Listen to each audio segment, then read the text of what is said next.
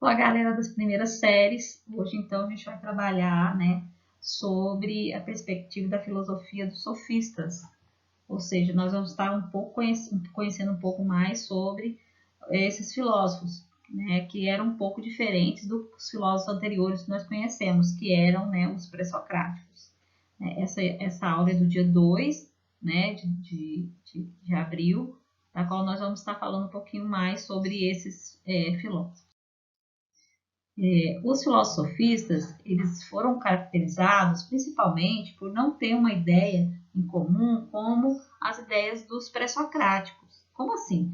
Os pré-socráticos, eles tinham ideias já fundamentadas, métodos já fundamentados, como, por exemplo, o Tales, ele tinha a água como princípio, né? O Heráclito, né? O Parmênides, todos eles acreditavam em princípios da natureza. Já os sofistas, eles não tinham uma doutrina em comum e eles não tinham, né, uma ideia, um instrumento final. Eles ensinavam sem, né, intenção, eles não tinham o porquê disso, né, só ensinavam. E, infelizmente, eles foram considerados pelos Sócrates, pelo Platão e Aristóteles, charlatões, porque eles não acreditavam nas ideias deles, né? Eles acreditavam que era inviável essa ideia de cobrar. Por que eles foram considerados charlatões? Porque eles cobravam para ensinar. Isso para Sócrates era extremamente ruim. Eles eram vistos também como habilidosos oradores pelas pessoas, reconhecendo-se a importância das palavras e do uso da lógica. Uma coisa que eles usavam também muito, né, é a questão, né, da verdade relativa. Eles não eram muito relacionados a essa questão da verdade absoluta. Muito que sabemos sobre esses pensadores eram contidos nos diálogos, principalmente escritos por Platão e por Aristóteles, né, nos quais eles criticavam eles muito. As críticas contrastavam com a etimologia da palavra sofista, cuja origem é sofos e significa sábio ou habilidoso, mas passa a denotar aqueles que apresentam ser sábios, entretanto não alcançavam a verdade. Os sofistas, né, eles concordavam que esse fator seria a crença de que a virtude é ensinável. O que é a virtude? É aquilo que eu sei, né, eu posso passar isso, né, e a qual é justamente o foco da crítica de Sócrates. Os sofistas foram amplamente criticados, né, principalmente por Sócrates, Platão e Aristóteles, mas também até o século XIX. Em sua maioria, esses pensadores estiveram na cidade de Atenas em razão da organização política dessa cidade Estado no século V, mas não eram considerados cidadãos, por cobrarem para ensinar principalmente retórica e gramática. Foram chamados por Platão de enganadores, hábeis e charlatões. Há indícios que a palavra sofista teve conotação positiva nos escritos dos grandes poetas gregos em Heródoto, que era considerado pai da história. Diante disso, então, a gente vai trabalhar com algumas questões que estão propostas no texto, né, e falam sobre esses filósofos. Quem eram esses sofistas? Esses sofistas eram considerados uma espécie de tutores ambulantes que percorriam cidades ensinando a arte da retórica às pessoas interessadas. Porém, isso era feito mediante a pagamento e eram empreendedores. Eles se ocupavam de ensinar os gregos, chamados de ariete, isto é, virtude. Então, esses sofistas, eles foram condenados principalmente por ensinar através de pagamento, diferente, né, de Sócrates e também dos pré-socráticos. Segundo, descreva como era o pensamento dos sofistas. Esses sofistas eram considerados mestres da retórica e da oratória. O que é isso? Retórica é ensinar a escrever e oratória é ensinar a falar. Acreditavam que a verdade é múltipla, relativa e mutável.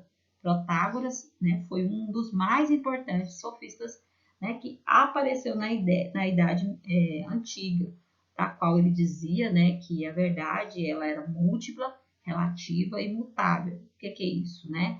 É múltipla porque tem as variedades, relativa porque está relacionada a cada um, imutável, ela pode mudar, né? 3. Como os pré-socráticos sofistas enxergavam a mitologia? De maneira geral, tanto os sofistas como os pré-socráticos enxergavam a mitologia com maus olhos. Por quê? Porque elas não, né, explicavam logicamente todas as coisas. E ela sofreu inúmeras críticas por esses dois filósofos. Então, eles tinham em comum isso. Se no caso, né, tiver uma pergunta que fala qual a ideia em comum entre sofistas e pré-socráticos, é justamente isso. A ideia de que eles tinham maus olhos para a mitologia, porque eles não aceitavam as explicações mitológicas. Eles queriam chegar, né, a uma verdade lógica. Continuando, pesquise no dicionário as palavras ceticismo e depois a palavra agnóstico e dê o significado no caderno. Essas duas palavras, elas têm muita relação com a explicação de quem eram esses sofistas, né? No sentido mais simples, ceticismo significa aquele que acredita duvidando. Mas vamos entender, né, na questão científica. Doutrina segundo a qual o espírito humano não pode atingir nenhuma certeza a respeito da verdade, o que resulta em um procedimento intelectual da dúvida permanente, na abdicação por inata incapacidade de uma compreensão metafísica religiosa absoluta do real. Ou seja, ninguém tem uma certeza absoluta sobre tudo, por isso a verdade é relativa. Agnóstico é aquele que considera um fenômeno sobrenatural inacessível à compreensão humana. Então, eles não acreditam na mitologia, os agnósticos, né? O agnóstico, ele pode ser teísta ou ateísta. Um agnóstico teísta admite que não tem conhecimento que comprove a existência de Deus, mas acredita na possibilidade da existência de uma ou mais divindade. Ou seja, o teísta, ele consegue se ligar à religião. Já o ateísta, não. E ele não acredita na ideia de, né, essa vivência religiosa. Ele não acredita na religião, ele não acredita em Deus. 5. Relate o que era o ceticismo agnóstico para os sofistas. Ceticismo agnóstico, essa postura crítica fez dos sofistas pensadores céticos, que significa uma corrente filosófica que produz dúvidas acerca das certezas cotidianas. Então, tudo aquilo que eu tenho certeza para o ceticismo agnóstico é duvidável, né? E eles conseguem duvidar até mesmo de aspirações científicas. E, ao mesmo tempo, apresentar uma postura agnóstica, pessoas que não afirmam ou que não conseguem provar a existência de Deus, que geralmente se apegam. Espero que vocês tenham entendido e qualquer dúvida, né, é só me procurar no WhatsApp. Beijos e até mais!